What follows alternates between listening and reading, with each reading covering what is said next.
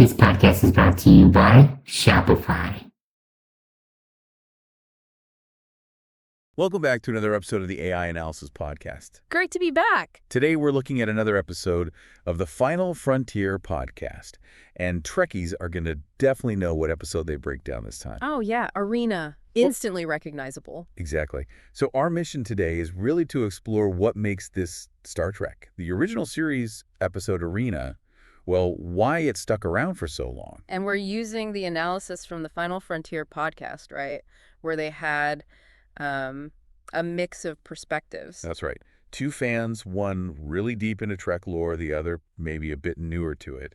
And they dug up some pretty surprising behind-the-scenes stuff and fan takes. Things maybe even hardcore fans don't know. Could be. They definitely highlighted some interesting tidbits. Well, you start with that image, don't you? Kirk fighting the Gorn. It's just everywhere. Absolutely everywhere. Even if you barely know Star Trek. You see it parodied in Futurama, Big Bang Theory. Star Trek itself makes fun of it. And Shatner's commercial, remember that? Hilarious. It's just become this, cultural shorthand. And the Final Frontier podcast pointed out, this seems to be where Kirk Fu kind of starts. Kirk Fu. You mean his unique fighting style? Yeah, that sort of improvised, sometimes awkward double fist punch thing he does. Apparently even the official descriptions mention his, unique combat methods. It's amazing how one scene can just ripple out like that. It says a lot about visual impact. Totally. The hosts over there on Final Frontier, they were saying they almost wanted to just fast forward through the episode to get to the Gorn fight analysis. Huh? I can understand that temptation. It is the main event. So, okay, let's set the stage. Episode title, Arena. Pretty straightforward. Fits perfectly. Star dates 3045.6 to 3046.2.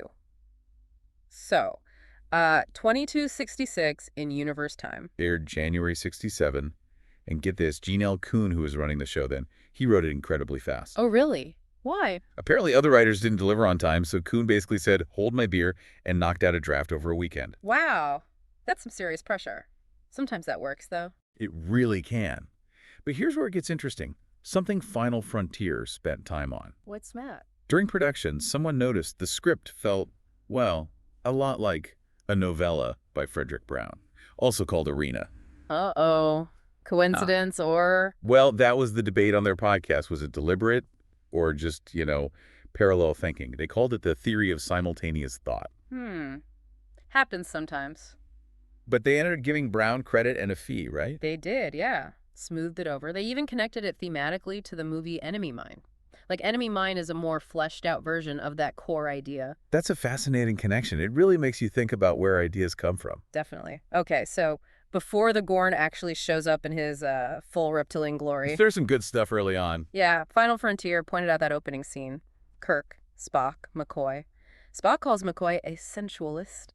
Which sounds maybe a bit odd today, but they argued it fits Bones right. His appreciation for life, maybe a bit of romance. Yeah, he prioritizes pleasure, the good things. It works for his character, sets up their dynamic. Those early scenes are key for that. And the podcast hosts even speculated, based on episodes like Shore Leave, maybe the crew thought they were heading to Cestus III for some R&R, like a party. Huh.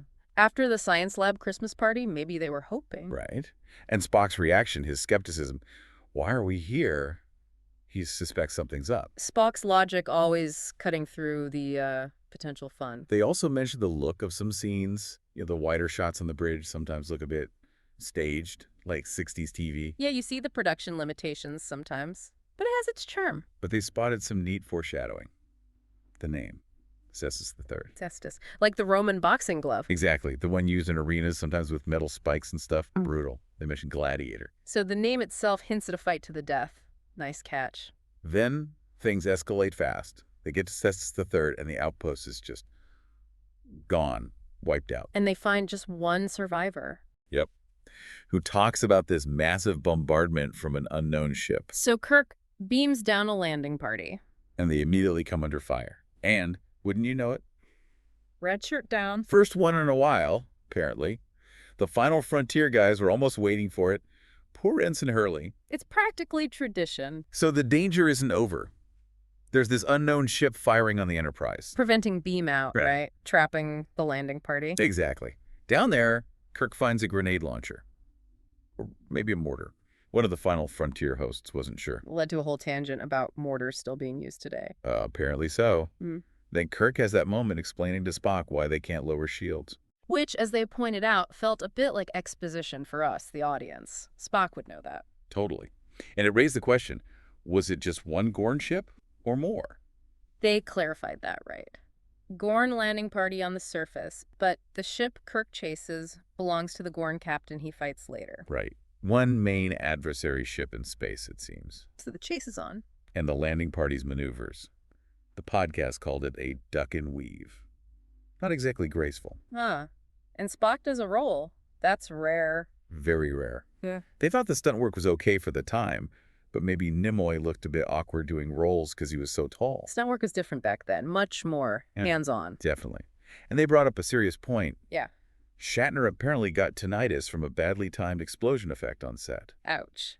And Nimoy and Kelly, too, potentially. Yeah, they used real explosions. Yeah. And some shots looked genuinely risky. Really puts things in perspective. They also noted the actor playing Helmsman DeSalle, Shan Keenan. He also played the disfigured Captain Pike in the menagerie, didn't he? Looked a bit like Jeffrey Hunter. Good catch, yeah. And they were really impressed with Sulu during the space battle. Showing his command potential. Yeah. Foreshadowing his own captaincy. Exactly. Even Spock and McCoy seemed to notice it. But then Kirk jumps to a conclusion. About the single Gorn ship meaning a full invasion? Yeah, Final Frontier found that a bit of a stretch. Why not call Starfleet? How does one ship signal invasion? It led them down a historical rabbit hole, right? Manchuria, Pearl Harbor. All sorts of parallels about provocation and response, even Allied coordination in World War II. It was quite the tangent. Well, Kirk's paranoia drives the plot, I guess. It does, but the chase gets cut short. Both ships just lose power, dead in space. And then the Metrons show up. These super powerful beings. They announce this trial by combat, captain versus captain. Loser's ship gets destroyed. High stakes. And they zap Kirk and the Gorn Captain down to some planet. Or an asteroid, as Kirk calls it. But the podcast hosts pointed out, hey, it has an atmosphere, so technically a planet. Kirk wasn't always precise with his terminology. True. And Spock even questions the morality of chasing the Gorn after the initial attack. A good point. It adds a layer of complexity. They also did a quick fact-check tangent, didn't they? Oh, yeah. Parsecs are distance, not time, unlike Star Wars. Warp speeds in TOS. Warp 6 is cruising, Warp 8 is pushing it. And sublight is just slower than light. Plus, the later retconning of warp as bending space-time. Just nerding out for a moment there. Always fun. So now they're on the planet. Confrontation time. The Metron who greets them is pretty condescending, wouldn't you say? Definitely has that superior attitude. And then the fight.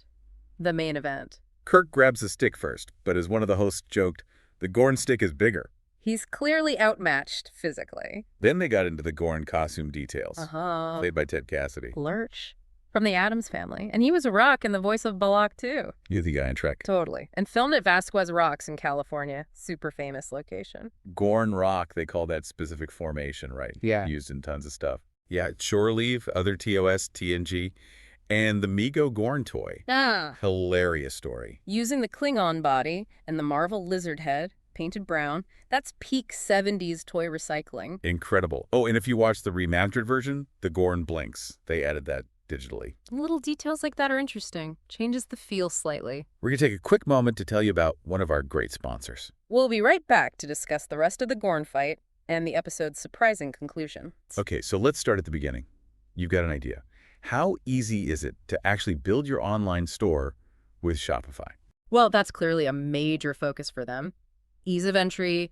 They have this online store editor, loads of themes you can customize. The idea is you don't need to be a web developer to get something professional looking online. Right, no coding required. And then there's the Shopify App Store. Think of it like building blocks. Need advanced email marketing? There's an app. So you can kind of layer on functionality as you grow rather than needing everything up front. Precisely. It lets you start lean and add tools as you actually need them. And they handle some of the tricky bits too, don't they? Like getting your domain name, the web hosting. Keeping all that integrated definitely smooths out the process. But a store isn't much good if you can't sell from it. or if you want to sell in other places too. Yeah, and that's where their whole sell everywhere concept comes in. It's not just about your .com anymore. Right, so obviously your online store, but also physical stores. Yep, with their point of sale system, so you can manage online and in-person sales together. And social media. Absolutely. Integrations for selling directly on social platforms, marketplaces, plus tools for international selling, even wholesale or B2B. All managed from one place. And they really emphasize their checkout. The world-class checkout. Why is it so important? Think about it. You do all this work to get someone interested, get them to add to cart. The last thing you want is a clunky, slow, or untrustworthy checkout page making them leave. So connecting all those sales channels helps you reach more people, and a good checkout helps you actually convert them. And what about the physical side? Getting orders out the door. Yeah, logistics. Shopify Shipping aims to simplify that.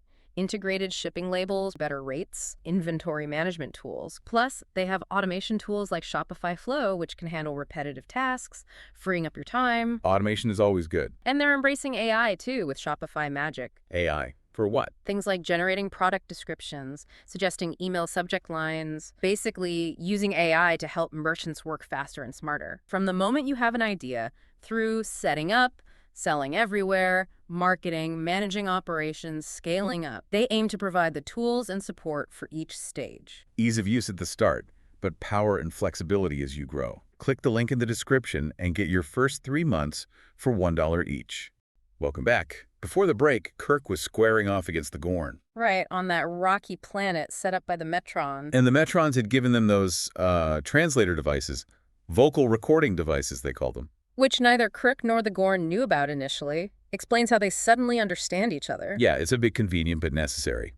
One of the Final Frontier hosts found it funny. Kirk later claims the Metrons explained everything, like, when did that happen? Mid-transport. Good point. And the device itself, a painted hair clipper. A silver electric hair clipper, minus the guard.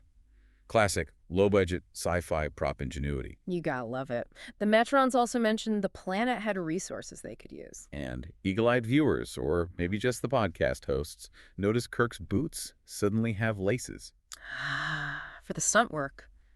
Makes sense on those steep rocks. Better grip. Yeah, led to some anecdotes on their show about, set safety and unexpected dangers versus planned stunts. Always fascinating, that behind-the-scenes stuff. So Kirk tries talking to the Gorn first, right? Yeah. No response. He quickly figures out, okay, this guy's strong, but maybe slow. Gotta use speed. And the podcast hosts talked about how the Gorn suit must have been really hard to see out of. Which explains the slow, kind of lumbering fight choreography. Definitely. Props to Ted Cassidy. Apparently he was claustrophobic in that thing. Wow, that makes it even more impressive. Though the hosts had differing opinions on the suit itself. Yeah, one liked the head, the other thought the body looked better. They mentioned the compound eyes, kind of weird for a reptile, made them think of Power Rangers villains. Huh. It is a very unique design. The fight itself is pretty slow-paced, though. Very. Then there's the big rock. The conveniently placed, giant styrofoam rock. Pretty much. They laughed about Kirk somehow pushing it uphill. The physics seemed unlikely. Just a bit. And the crew's reaction back on the Enterprise seeing this alien lizard seemed a bit over the top, didn't it? They've seen weirder things. Maybe. But the Metrons did promise dynamic cinematography for the view screen feed. Giving the crew a good show. Then Kirk gets caught in that rope trap, which looked really obvious and low to the ground. And the Gorn takes forever to get to him. Kirk had plenty of time to wriggle free. Seriously. But it allows the Gorn to finally speak. Offers to end Kirk's misery. But this is the turning point, right? The Gorn explains why they attacked Cestus III. Yeah. Says it was their territory. The Federation outpost was an intrusion, maybe the start of an invasion. Self-defense. Which gives Kirk pause. But the podcast hosts pushed back on that self-defense claim. Oh, yeah, strongly. They felt blowing up the whole outpost was way disproportionate. More like, colonial expansion triggering a violent response. Historical parallels again. It complicates the simple good guy versus bad guy thing. Definitely. So Kirk starts looking around for those resources the Metrons mentioned. Finds minerals. Someone joked about finding spray paint. But he finds bamboo, sulfur, potassium nitrate. The ingredients for gunpowder. Sort of. Final Frontier, and apparently Mythbusters too, pointed out the formula Kirk uses is wrong, and he misses steps. It shouldn't have worked. And the weapon he makes, that bamboo cannon thing. Looked open at both ends. Realistically, it should have just blown up in his face, especially using diamonds as projectiles. Chemistry is useful, kids, as one host sarcastically put it. Right. But miracle of TV science, it works. He wounds the Gorn. But then, as he's about to deliver the killing blow, He stops. He considers what the Gorn said. And he shows mercy. a key Star Trek moment. Before we get to the resolution, though, there was a rock detour. Oh, right. The Obsidian. One host, the Obsidian enthusiast, questioned finding volcanic glass with no volcanoes. Why not just say sharp rock? Fair point. Though the other host just waved it away with space planet logic. They also wondered if it was really obsidian, because Kirk handles it without getting sliced up. Maybe it was weird space rock. Or unobtainium, which led them to Avatar. And a whole rant about Avatar basically being Dances with Wolves, or The Last Samurai in Space, with great 3D but a weak story. Opinions on the sequel were also shared. Always fun when a Trek discussion veers into James Cameron critiques. Keeps things lively, so Kirk shows mercy. And poof. The Gorn disappears. The Metron reappears. Congratulates Kirk, you have shown mercy. Admirable. But then adds that little dig. You're still half savage. Nice. Thanks, super evolved alien guy. Right. And then says, maybe check back with us in a few thousand years. Yeah. The hosts wondered, do they ever actually come back in Trek canon? Doesn't seem like it. Not the Metrons themselves. Their judgment stands. Right, after complimenting Kirk's mercy but calling him savage. Classic Metron. So the Final Frontier podcast, they dug into the name Metron itself. Yeah, likely from Metatron, a high-ranking angel figure. Led to shout-outs to Alan Rickman in Dogma and Bogey from Revenge of the Nerds and Supernatural. Always connecting the dots. Then bam, Kirk's back on the Enterprise, all healed up. And the laces on his boots, gone again. Continuity. The ship is suddenly 500 parsecs away from where they were. The Gorn ship is also gone. Which prompted discussion about filming schedules, bridge stuff on a soundstage, planet stuff on location at Vasquez Rocks. Makes sense. And that 500 parsecs distance, Sulu says it's clear across the galaxy. Which, as they pointed out, is a massive exaggeration. 500 parsecs is, big, but not galaxy spanning. They had some funny Earth analogies, right? Like LA to Pomona. Something like that. It highlighted how scale can be a bit flexible in sci-fi dialogue. Definitely. But this episode, Arena, it packed in a lot of firsts for Star Trek, didn't it? Oh yeah, Final Frontier listed a bunch. First time Warp 6 is explicitly called the cruising speed. First episode directed by Joseph Pevney, who they hired because he worked fast. First time the United Federation of Planets is clearly established by name like that. Federation was used before, but differently. First mention of Starfleet Command, I think, in Kirk's recording. Right. And first episode shown in color by the BBC over in the UK. And crucially, the first time they established that transporters can't beam through active shields. A huge tactical point going forward. Huge. So the big question they asked, do the Gorn come back? And the answer is yes, eventually. But not in TOS or the movies for ages. Almost 40 years. Yeah. They showed up in that Enterprise Mirror Universe two-parter, In a Mirror Darkly. With updated CGI Gorn. The hosts wanted a redone original costume, though. That'd be cool. They figured we might see them in Strange New Worlds eventually. Makes sense. There's also that reference in Deep Space Nine in the Tribbles episode. Right. Cisco wants to ask Kirk about fighting the Gorn, though he gets the location wrong, says Cestus III. It wasn't on Cestus III. Shows how history gets simplified or slightly misremembered, even in universe. A nice touch. Yeah, and they talked about the timeline, TOS in the 2260s, DS9 in the 2370s, and how Klingons like Kang and Koloth show up in both, looking older. Maybe Klingons use hair dye, too. Led to a tangent about the Star Trek beard meaning bad future, and one host really disliking the cursing in Picard. Found it jarring, except for maybe Quint in Galaxy Quest. Exactly. Compared it to the Orville's humor. Trying to imagine, like, number one or Data cursing just felt wrong to them. It's a tone thing, definitely. They sounded excited about eventually covering TNG, though. Oh, yeah. And they wrapped up with a running tally of red shirt deaths, up to 3 now in their watch-through. Teased an episode called Do Androids Dream of Killing Red Shirts? Expecting the body count to rise. Gotta have emotional bandwidth for the different uniform colors. So true. Their final take on Arena. Really fun, flaws and all. Kind of wish they'd gotten into Trek earlier. And they teased next week's episode. Tomorrow is yesterday, time travel, with some wild guesses about wormholes and pirates. Which were apparently way off base. Classic. So, wrapping up our look at the Final Frontier podcast's take on Arena, you really see why it resonates. Yeah, they did a great job pulling together the behind-the-scenes stuff, the fan takes, the deeper themes, It's a rich episode. Definitely recommend you check out the original Arena, maybe rewatch it, and listen to the Final Frontier podcast episode too, for sure. Absolutely. And maybe here's something to chew on. Thinking about the Gorn side of it, their claim about territory and defense. Does it make the conflict feel a bit more gray than just Kirk versus Monster? How does knowing, or at least hearing, their motivation change how you see that classic fight? It's more than just a brawl, perhaps. We'd love to hear what you think about Arena, what jumps out at you now, and are there other classic sci-fi episodes you think deserve this kind of closer look? The Final Frontier podcast. These are the voyages of Jake Boger and Justin Spur. Our weekly mission, to explore memories of Star Trek's strange new worlds, to recall the search for new life and new civilizations, to boldly go where no one has had the spare time to go before.